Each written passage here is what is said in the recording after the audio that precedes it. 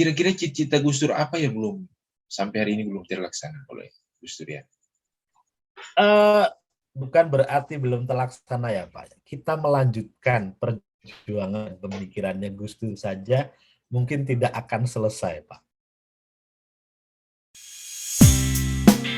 Mari diskusi, bercerita bebas, bercerita santai, tukar pendapat, habar sua. Jangan tegang, bilang di sini. Moderator sua. Assalamualaikum warahmatullahi wabarakatuh. Waalaikumsalam. Ya, saya lagi sedikit deg-degan Pak, jadi dengan Bapak. Santai saja Pak. Iya, sahabat moderator SUA, malam ini saya akan berbincang dengan salah satu pengurus Gus Durian. Ya. Ya. Iya. Jabatan Bapak di Gus Durian apa Pak ya? Koordinator komunitas kader dan jaringan di Sekretariat Nasional Jaringan Gus Durian. Gus Durian. Kita yang di timur ini masih sedikit awam dengan Gus Durian. Saya nggak tahu ya, tapi mungkin Bapak punya referensi yang lain. Pada kesempatan ini mungkin saya ingin tahu lebih banyak tentang Gus Durian. Karena mungkin teman-teman Gus Durian pernah dengar nama saya kemarin, saya Mail Sula. Jadi mungkin Bapak bisa ceritakan apa itu Gus Durian. Oke. Silakan. Terima kasih Pak Mail. Mungkin masyarakat luas sudah tahu siapa Pak Mail ini. Orangnya suka ngelucu ya. Orangnya suka ngelucu. Kami kenal pun ya karena bukan sesuatu yang direncanakan, tetapi karena ada sesuatu kemudian kami saling kenal, saling kontak, kemudian malam ini kami mengagendakan untuk melakukan podcast bareng gitu ya. Jadi gini Pak Mail, setelah almarhumlah Kiai Haji Abdurrahman Wahid atau sering disebut Gus Dur wafat pada tahun 2009 akhir ya, menjelang 2010. Setelah itu kemudian para murid, para sahabat yang kemudian juga diinisiasi oleh keluarga untuk memiliki tujuan yang sama untuk melanjutkan perjuangan dan pemikirannya Gus Dur. Ya, Kiai Haji Abdurrahman Wahid atau sering disebut Gus Dur, saya pikir tidak banyak orang yang tidak tahu. Rata-rata masyarakat Indonesia tahu siapa beliau, yang kemudian kiprahnya di Indonesia maupun di dunia ini cukup banyak sekali.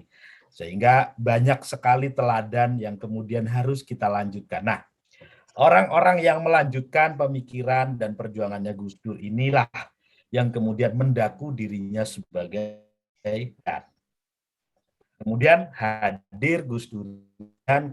Ketika sudah ada Gus Durian, dibentuklah Gus Durian, yang itu entitasnya ada 3.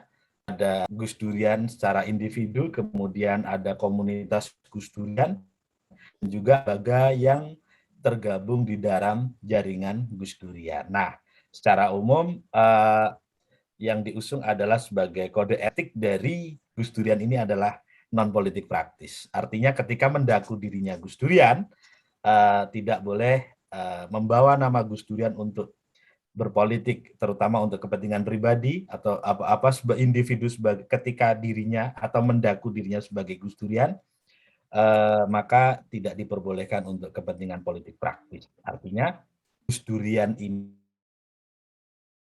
melanjutkan perjuangan dan pemikirannya Gus Dur di luar politik praktis begitu. Tapi begitu. Cerita identitasnya, kalau cerita Gus Dur berarti tidak lepas dari pasti masyarakat kait-kaitkan dengan salah satu partai. Itu kita tidak bisa menafikan. Iya Pak ya? Ya. Iya. Itu bagaimana Gus Durian bisa menempatkan dirinya untuk tidak hanyut atau masuk ke opini masyarakat tersebut. Apa yang dibuat Gus Durian?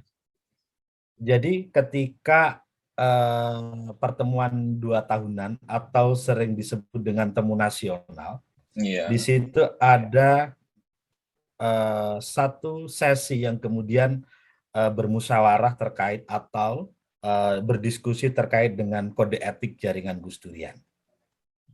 Bagaimanapun kode etik itu selalu diperbaharui. Namun untuk satu hal terkait politik praktis, Gus Durian tetap berjalan pada relnya, yaitu non politik praktis. Tapi bukan berarti para Gus Durian tidak boleh berpolitik ya. Boleh berpolitik tapi tidak membawa nama Gus Durian, komunitas Gus Durian, dan jaringan Gus Durian. Karena itu hak pribadi sebagai warga negara. Ketika pemilu boleh katakanlah mencalonkan diri sebagai anggota DPR RI, anggota DPRD, bahkan mencalonkan diri sebagai kepala daerah. Akan tetapi tidak boleh membawa nama Gus Durian. Itu yang pertama. Kemudian yang kedua, ketika Gus Dur dikaitkan dengan salah satu partai politik, ya sah-sah saja sebagai memang Gus Dur memang dulu di salah satu partai politik. Akan tetapi ketika berbicara Gus Durian, maka garisnya adalah Gus Durian itu non politik praktis, begitu. Iya. Gus Durian kantor pusatnya di mana? Kantor pusatnya ada dua, di Jogja dan di Jakarta. Tapi secara administratif, misalnya Sekretariat Nasional Jaringan Gus Durian itu ada di Jogja. Ada di Jogja. Gitu, Pak Main. Alamat yang tepatnya di mana? Di Jalan Sorowajan, RT 8 RW 10 Banguntapan, Bantul, dari daerah istimewa Yogyakarta. Kalau ada kantor pusatnya berarti ada cabangnya. Itu pasti. Cabangnya akan tetapi banyak komunitas-komunitas Gus Durian karena sifatnya Gus Durian itu tidak struktural ya, bertingkat tidak. Antara Sekretariat Nasional dengan komunitas itu setara, tidak ada yang lebih tinggi. Jadi bukan melakukan sebuah instruksi tapi koordinasi antara Sekretariat Nasional Jaringan Gus Durian dengan komunitas-komunitas Gus Durian. Saat ini ada kurang lebih 150 komunitas seluruh Indonesia dan luar negeri. Di luar negeri ada 6 komunitas, ada di Malaysia, di Bangkok, terus di UK, di Iran, di Teheran, di Mesir, dan di Jeddah. Gitu, kira-kira. Berarti istilahnya komunitas ya. Kalau di Indonesia di 34 provinsi ada semua komunitasnya. Insya Allah semua sudah ada, walaupun masih ada beberapa provinsi yang masih sedikit. Misalnya kalau di Maluku itu ada Halmahera Utara, itu ada di Maluku. Maluku Utara, saya luruskan. Halmahera Utara. Iya, Halmahera Utara Maluku Utara ya. Iya. Berarti di Maluku Utara baru Halmahera Utara. Sepertinya begitu, Pak Mail. Berarti Kepulauan Sula belum ada.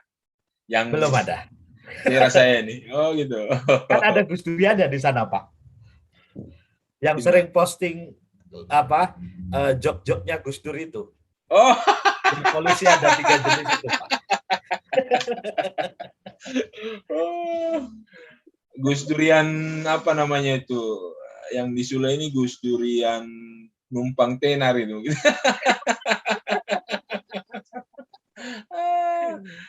Iya. Tapi nggak ada niatan untuk membangun jaringan komunitasnya lebih banyak ke kabupaten kota yang lain.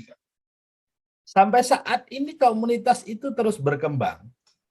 Jadi Gus Durian itu bukan tidak apa. Ada keinginan yang kuat dari masing kelompok masyarakat untuk membuat komunitas Gus Durian. Bukan caranya gimana? Yang membuat aku. Gimana caranya? Gimana caranya kalau di Sula ada sekelompok orang yang mau bergabung dengan Gus Durian? Gimana caranya? Ya, misalnya gini, Pak Mail ini kan tinggal di Kabupaten Kepulauan Sula ya. Iya. Benar, Pak ya? Benar, pas itu. Pak Mail tertarik untuk melanjutkan perjuangan dan pemikirannya Gus Dur melalui lelucon-lelucon ya. Ya. Itu yang pertama. Ya. Kemudian Pak Mail tertarik untuk membuat komunitas Gus Durian karena di Sula banyak para pengagum Gus Dur. Ya, Pak Mail kontak Sekretariat Nasional Jaringan Gus Durian, kemudian menyampaikan maksud dan tujuan untuk membuat komunitas Gus Durian. Kontaknya nomor berapa? Kontaknya? Akan dibimbing. Kontaknya nomor berapa? Saya kasih kontaknya ya. Iya. 082141232345. Nanti itu diketik di bawah. Oh, itu iya. hotline-nya Jaringan Gus Durian. Hotline resmi itu ya? Ya, hotline resmi. Ketika Pak Mail pengen atau masyarakat luas pengen menginisiasi komunitas Gus Durian, dimanapun berada, silahkan kontak nomor tersebut. Kemudian prosesnya nanti diverifikasi oleh tim, apakah yang para inisiator ini orangnya jelas siapa aja, latar belakangnya seperti apa, apakah ada kaitannya dengan politik praktis atau tidak.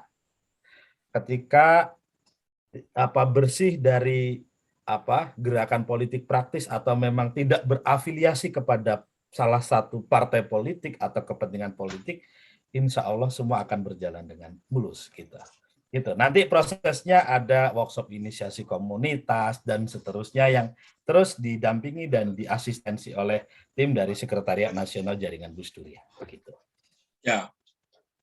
Ketua umumnya sekarang siapa? Ada Bukan ketua umum, tapi koordinator nasional Jaringan Gus Durian. Oh, koordinator nasional. Maaf. Berarti karena bukan istilahnya beda. Politik atau ormas ya. Iya, istilahnya jadi, beda. Koordinator nasional Jaringan Gus Duriannya sekarang Mbak Alisa Wahid, putri sulung atau putri pertamanya Kiai Haji Abdurrahman Wahid. Salam buat beliau dari saya. Insya Allah.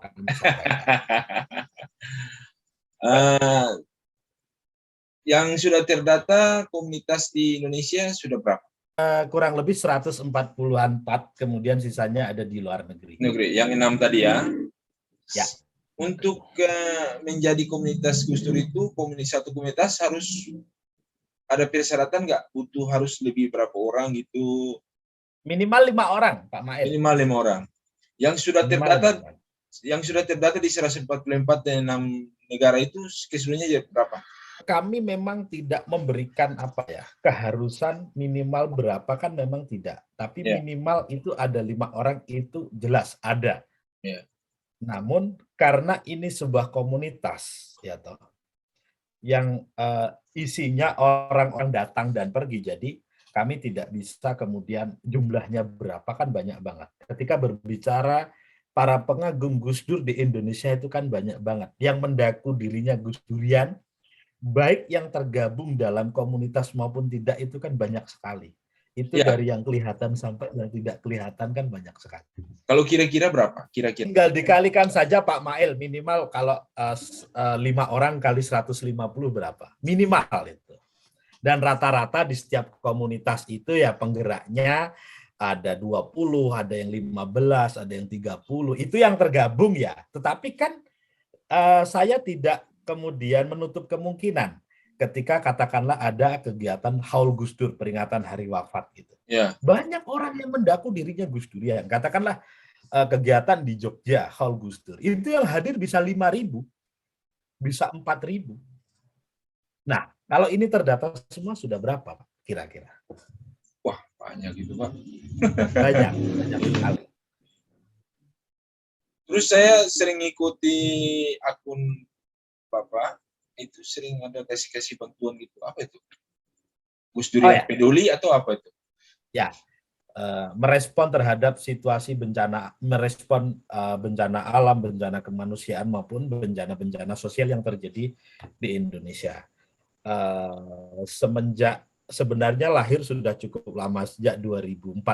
Dulu namanya Lumbung Amal Gus Durian. Kemudian pada tahun 2019 namanya diganti menjadi Gus Durian Peduli, yang kemudian pada tahun 2020 sejak awal pandemi itu kami memiliki 68 posko seluruh Indonesia Raya plus luar negeri ya, ada di Malaysia. Kalau sampai saat ini terhitung ya selama pandemi COVID, kami sudah membagikan hampir 29.000 paket sembako untuk masyarakat, untuk keluarga. Itu yang terhitung, ya. Belum kemudian respon bencana alam, misalnya di Banjarmasin kemarin banjir bandang, kemudian di Sulbar, gempa Sulbar kemarin di Majene, kami juga membangun huntara. Sebelumnya di Palu, ketika bencana Palu, kami juga membangun huntara di sana, hunian sementara. Dan juga di Donggala, respon terhadap nelayan-nelayan yang kemudian perahu mereka rusak karena dihantam oleh ombak besar. Juga di berbagai tempat, ya, misalnya kemarin pasca dari Banjarmasin, saya melanjutkan perjalanan ke Kabupaten Sigi, Sulawesi Tengah, itu untuk menyantuni para korban teroris yang ada di Lembantongoa, ya, orang-orang yang kemudian dibunuh oleh para teroris. Kemudian saya hadir mewakili Gus Durian Peduli untuk menyalurkan bantuan berupa santunan titipan dari masyarakat untuk kami sampaikan, kan begitu. Sampai saat ini terus membagikan bantuan karena banyak sekali titipan yang masuk ke Gus Durian Peduli, Pak Mail. Oke. Kalau cerita peduli, berarti pasti ada finansial yang kita perlukan. Ya. Iya kan? Gimana caranya bisa dapat? Saya pikir Pak Mail sebagai pejabat pemerintahan pasti paham lah, ya. Jadi gini Pak Mail, sebagai pengelola aset daerah, ya, Pak Mail pasti paham sekali mengenai bagaimana crowdfunding, bagaimana mengumpulkan donasi, ya. Jadi kami memang tidak memiliki donatur yang tetap, ya. Tetapi bantuan-bantuan dari yang masuk ke kami itu berangkat dari swadaya masyarakat. Bahkan kami belum pernah disumbang oleh pemerintah, tapi memang donasi dari masyarakat. Donasinya mulai dari Rp1.000 sampai berpuluh-puluh juta yang kemudian masuk ke kita. Karena kenapa orang mau menyumbangkan ke Gus Durian Peduli? Karena pasti ada pengaruhnya Gus Dur, ya, yang pasti ada pengaruhnya Gus Dur. Kemudian yang kedua, trustnya jaringan Gus Durian di masyarakat luas, terutama Indonesia. Bahkan untuk tahun ini bantuan tidak hanya datang dari orang-orang Indonesia, bahkan dari luar negeri, dari India, dari Australia, bahkan dari berbagai negara juga masuk, walaupun nggak banyak, ya. Tapi sisi lain memang orang-orang melihat dari media apa yang sudah dilakukan oleh Gus Durian Peduli. Jadi orang mau menyumbang karena memang ada aksi nyata yang dilakukan oleh relawan-relawan Gus Durian Peduli di berbagai daerah. Jadi tidak serta-merta menyumbang begitu saja, tetapi melihat kinerja yang sudah dilakukan. Kira-kira gitu, Pak Mail. Gimana caranya kita mau masyarakat yang ingin mendonasikan sebagian rezekinya ke Gus Durian? Kalau mau mendonasikan gampang, ya. Kalau donasinya berupa barang, dikirim langsung ke gudangnya Gus Durian Peduli di Jalan Sorowajan, RT 08, RW 10, Banguntapan, Bantul.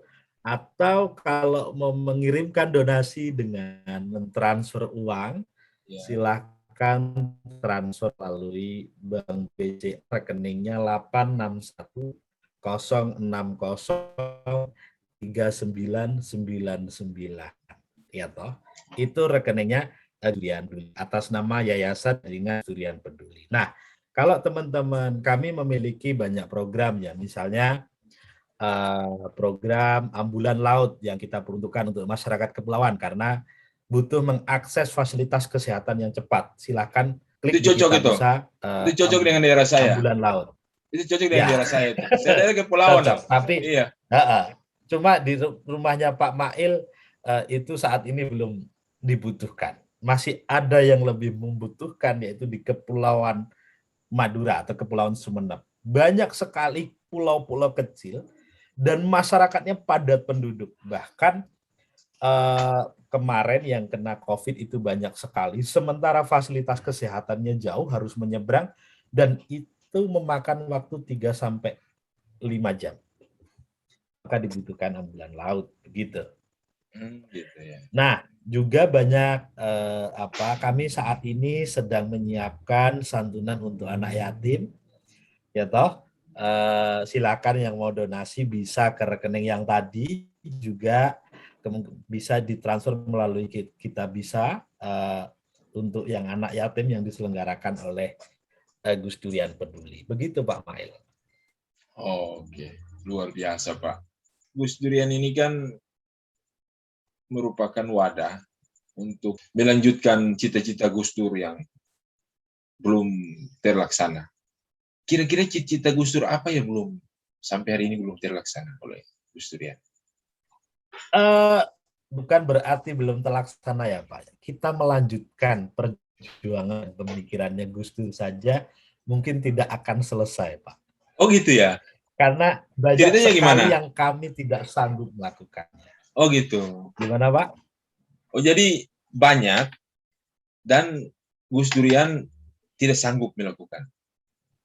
Terlalu Ya, banyak. kita melanjutkan saja yang kami mampu ya. Oh gitu ya. Tetapi kami selalu memiliki target. Misalnya karena gini Pak, yang peninggalannya Gus Dur itu kan nilai-nilai universal yang kemudian sangat kuat melekat pada diri Gus Dur. Gitu. Jadi nilai-nilai itu kemudian tidak mesti di dalam, nilai itu kan lebih apa ya, lebih umum. Ketika ada hal yang kemudian bertentangan dengan nilai-nilai tersebut, kemungkinan kita akan hadir untuk membantu. Nah, 9 nilai, Pak Mail sudah pernah mendengar 9 nilai utama Gus Dur. Di situ ada ketauhidan, kemanusiaan, keadilan, kesederhanaan, terus pembebasan, terus kemudian ada kekesatriaan, kearifan tradisi, dan seterusnya. Itu banyak sekali. Ya, itulah kemudian 9 nilai utama Gus Dur, itulah yang kemudian terus kita perjuangkan sebagai pondasi para Gus Durian untuk melanjutkan perjuangan pemikirannya Gus Dur. Nggak ada niat Gus Durian untuk berpolitik praktis? Tidak. Yakin? Muram politik. Ya karena gini Pak, ya sebagai begini, jujur Pak Mail ya, mungkin Pak Mail juga sudah melihat realitas di masyarakat ya. Iya. Kalau semua berpolitik, kemudian siapa yang mengawal grassroots masyarakat yang dipilih? Kami tidak memiliki cita-cita politik apapun ya. Bahwa Gus Durian tetap akan berjalan pada rekannya non politik praktis yang menjadi kesepakatan bersama, maka itulah kemudian yang kita pegang secara bersama-sama. Begitu Pak. Kantor pusatnya tadi di Jakarta juga ada. Di Jogja dan di Jakarta. Tadi baru sebut alamatnya di Jogja. Di Jakarta di mana? Jalan Aman Amir Hamzah nomor 8, Matraman. Matraman. Oh, itu semua orang sudah tahu kalau ke Jakarta. Kalau dulu mungkin sering disebut, ya mungkin nanya aja Gria Gus Dur, atau dulu rumahnya Gus Dur ketika kecil di sana. Oh, dibuat kantornya di situ ya, rumah. Betul, di sana ada rumah pergerakan Gria Gus Dur ya. Di sana. Gus Durian dibentuk tanggal berapa, Pak? Saya tadi kurang jelas. Gus Durian itu tidak ada tanggal lahirnya, Pak. Oh gitu ya? Oh. Iya. Tapi kita mengingatnya adalah pasca Gus Dur wafat, ya toh. Kemudian muncullah masyarakat-masyarakat yang memiliki keinginan untuk melanjutkan perjuangan dan pemikirannya Gus Dur. Kemudian membentuk komunitas-komunitas dan membentuk jaringan Gus Durian. Begitu, Pak. Saya nih dari tadi, saya masih ingin tahu, kok namanya Gus Durian gitu? Ada kepanjangannya atau ada seperti apa gitu? Gus Durian, namanya agak lucu dikit ya? Ya nggak apa-apa Pak, nggak ada sih ya Gus Durian aja. Oh gitu ya? Pasti ada satu komunitas itu pasti ada makna di balik nama. Ya, Dan juga ada Ya. slogan-slogan tertentu atau yang dipakai. Seperti itu. Gus Durian punya Ya. itu enggak?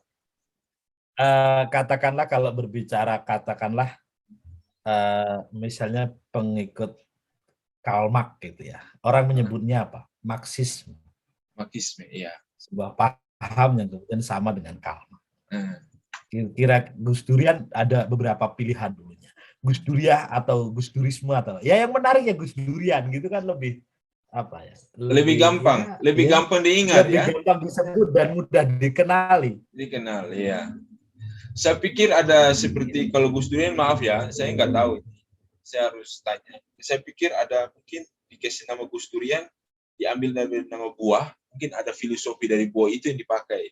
Saya pikir gitu. Enggak ya? Maksudnya Gus yang suka makan durian gitu ya? Mungkin dari buah durian itu diambil filosofinya atau maknanya dari durian. Saya pikir seperti itu. Enggak ya? Oh gitu. Jadi itu spontan aja ya? Spontan aja ya? Ya memang ya kemudian menjadi apa ya kesepakatan bersama gitu. Mungkin yang mudah disebut begitu. Yang gini-gini nih Gus Dur banget gitu ya? Ya. Iya. Yang hal yang aneh tapi bermakna gitu. Betul. Iya. Betul. Sampai sekarang kan mudah sekali orang-orang masyarakat umum ataupun ya masyarakat umum lah ya Gus Durian gitu karena familiar di mana-mana gitu loh. Iya. Atau bukan yang lain gitu misalnya Gus Durisme atau Gus Durian ya semuanya Gus Durian. Pengikut-pengikutnya Gus Dur gitu. Bahkan yang sebenarnya tidak layak disebut Gus Durian pun mengaku dirinya Gus Durian karena yang terkenal Gus Durian begitu Pak. Ya Gus karena Durian, ketika sudah mengaku sebagai Gus Durian kan otomatis ya kita harus memegang kode etik ya. Melanjutkan pemikirannya Gus Dur berprinsip memegang 9 nilai utama Gus Dur begitu kan Pak. Seharusnya. Komunitas Gus Durian ini tidak membatasi ras, agama, dan apa enggak batasi? Semua kita terbuka. Mulai dari yang beragama maupun tidak, dari suku apapun kita semuanya menerima. Oh gitu. Tidak, ya. Bahkan penggerak Gus Durian di dalamnya cukup beragam. Ada yang Kristen, Katolik, Hindu, Buddha. Semuanya ada. Karena itu tadi Pak Mael, kami kembalinya kepada 9 nilai utama Gus Dur. Yang di situ ada pembebasan ya, soal bagaimana setiap warga negara berhak memilih, ya, bahkan harus menjauhkan dari belenggu. Dulu itu kan Tionghoa itu bisa hidup bebas di Indonesia, kemudian Orde Baru melarang budaya Tionghoa ada di Indonesia. Kemudian Gus Dur hadir menjadi Presiden Republik Indonesia, mencabut beberapa hal yang kemudian terkait dengan pelarangan warga Tionghoa. Itu ketika sudah dicabut, semuanya memiliki hak yang sama sebagai warga negara. Kan begitu. Itu yang kemudian orang Tionghoa menyebut Gus Dur itu Bapak Tionghoa. Karena memang mengeluarkan dari belenggu-belenggu Orde Baru. Ya, karena dulunya teman-teman tidak bisa berekspresi secara luas, kemudian ketika Gus Dur menjadi presiden semuanya memiliki hak yang sama. Begitu Pak Mail. Haul Gus Dur tanggal berapa Pak? Haul Gus Dur itu biasanya diselenggarakan Desember sampai Februari Pak. Desember sampai Februari. Ya. 3 bulan ya? Perayaannya selama 3 bulan. Tahun ini ada rencana buat acara juga? Selalu Pak, selalu kami peringati dalam setiap tahun ya, karena kalau kondisi COVID ini gimana caranya perayaan? Kan pasti caranya dilaksanakan secara online Pak, melalui Zoom. Oh gitu. Jadi saya bisa gabung itu ya? Oh bisa banget. Kalau normalnya kegiatan apa saja? Kalau normal? Biasanya kalau normal ya biasanya ya pasti ada yang umum masyarakat Nahdien biasanya mengirimkan doa berupa tahlil ya. Tahlil dan pengajian akbar. Kemudian dalam tahlilan itu biasanya banyak sekali acara-acara pengiringnya, misalnya pameran lukisan, kemudian ada parade budaya, kirab budaya, kemudian ada festival apa dalam rangka Haul Gus Dur. Jadi banyak sekali kegiatan, rangkaian kegiatan di Haul Gus Dur. Makanya kami menjadwalkannya biasanya 3 bulan, Desember, Januari, Februari. Itu biasanya dalam setahun perayaannya kalau saya hitung 150 kota dan berapa ratus event biasanya begitu. Perayaannya di mana tuh, Pak? Di berbagai tempat, terutama di komunitas-komunitas Gus Durian, di berbagai daerah. Kalau pusat haulnya di? Kalau di pusat haul kadang ya di rumah Gus Dur di Ciganjur ya, di kediaman beliau. Cuman kami mendorong para Gus Durian menyelenggarakan haul di komunitasnya masing-masing dan itu beragam sekali. Beragam. Itu biasanya sampai 150 titik dan itu berapa ratus event biasanya begitu. Kuburan Gus Dur di mana? Di Jombang, Pak, di Jombang. komplek Pondok Pesantren Tebu Ireng Jombang. Tebu Ireng Jombang. Berarti tahlilannya di situ juga ya? Di situ juga ada Haul Gus Dur. Di Jakarta juga ada di berbagai daerah. Saya dengar info bahwa kuburan Gus Dur itu setiap saat itu banyak orang yang datang ya. Sebelum pandemi mungkin ribuan peziarah setiap harinya. 1000-an peziarah. Itu gimana cara mengatur mereka itu, Pak? Itu kan tempatnya besar ya? Saya belum pernah sampai. Sekarang sudah cukup besar dan cukup bisa diatur ya. Sekarang ya tinggal masuk aja nanti bergantian. Iya. Kalau rata-rata sih dulu sebelum pandemi itu 2.000 sampai 10.000 kalau nggak salah. Setiap hari. Setiap hari. Yes. Luar biasa, Pak. Tahun ini nggak ada acara yang khusus. Cuma yang tadi Mas bilang ya. Tahlilan. Ada. Selalu ada acara haul dalam setiap tahunnya. Nanti insya Allah kalau situasi pandemi belum mereda ya kita tetap melaksanakan dengan daring ya, lewat online begitu. Saya tunggu linknya ya.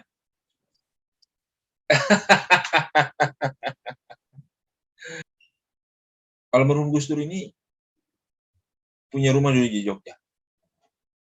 Enggak, kebetulan anaknya yang pertama Mbak Alisa Wahid tinggalnya di Jogja. Oh, saya kira rumahnya juga di Jogja. Ya. Dan dulu Gus Dur memang sering kali ke Jogja ketika masih hidup begitu. Iya, saya sering lihat beliau lebih banyak di Jogja. Sering jalan ke kunjungannya ke Jogja. Karena memang banyak yang disinggahin. Gitu. Yang kita kembali lagi ke Gus Dur ya. Mbak Alisa ini kan koordinator apa tadi, Pak? Koordinator Nasional Jaringan Gus Durian. Koordinator Nasional Jaringan Gus Durian. Ya. Itu yang paling tertinggi ya dalam Gus Dur, dalam komunitas Gus Durian. Iya, bukan tertinggi ya. Kita sebenarnya semuanya egaliter ya, setara begitu. Setara ya. Cuman yang menjadi koordinator nasionalnya Mbak Alisa. Gitu. Ya. Berarti di bawahnya ada bidang-bidang atau apa tadi, Pak? Ya, kemudian di bawahnya ada Seknas Gus Durian dan Jaringan Gus Durian yang kemudian terus Seknasnya siapa, Pak? Seknasnya siapa? Koordinator sekretariatnya ada Mas Jai Ahmad. Di Jogja juga.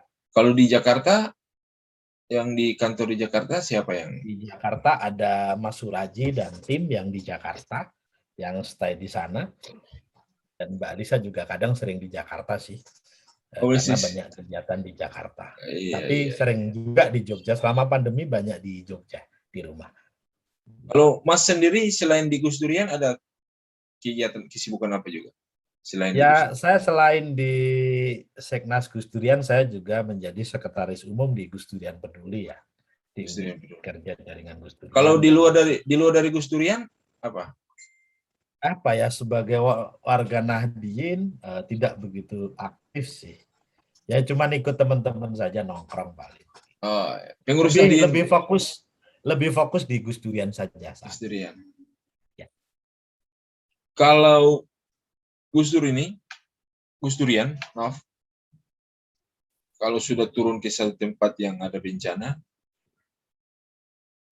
punya kriteria tertentu untuk mereka bisa turun atau gimana? Ya, kami memprioritaskan daerah-daerah yang sulit dijangkau ya, apalagi sulit dijangkau oleh bantuan pemerintah. Oh, Biasanya gitu. kami akan turun ke sana dan itu sangat membutuhkan bantuan begitu. Karena biasanya kriteria bencana itu kan beragam ya, mungkin ada tipe A, B, C, D atau darurat dan seterusnya. Misalnya kayak di NTT kemarin di Banjir bandang kemarin.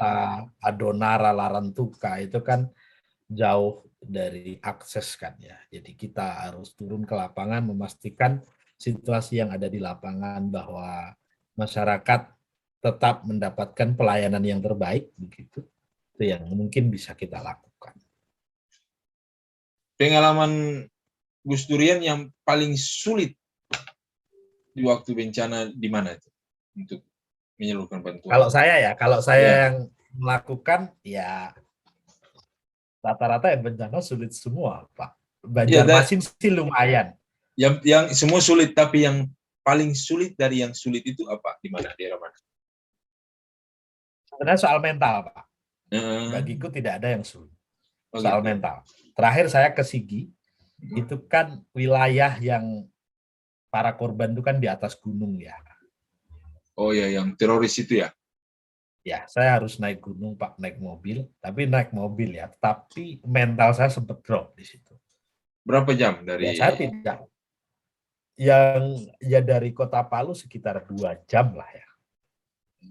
Cuman ketika sudah masuk wilayah pegunungan, di atas gunung jalannya juga bukan jalan mulus ya. Jalan tanah dan makadam. Ya soal keamanan aja. Ya akhirnya saya pasrah aja pada Tuhan gitu kan. Jika memang Tuhan mengizinkan saya untuk masuk wilayah ini, lindungilah kami, berilah kami keselamatan sehingga kami bisa membantu saudara-saudara kami dengan tenang dan kami bisa kembali pulang dengan nyaman. Alhamdulillah selamat sampai tujuan dan bisa kembali ke Jogja. Saya sempat ketakutan. Oh, gitu. Karena di sana banyak teroris yang nggak tahu tiba-tiba laras panjang begini. Iya. Mau apa, Pak?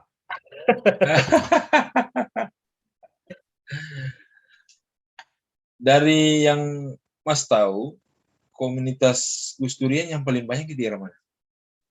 Di Pulau Jawa, terutama Jawa Timur yang paling banyak. Jawa Timur. Ya. Kenapa bisa banyak di sana?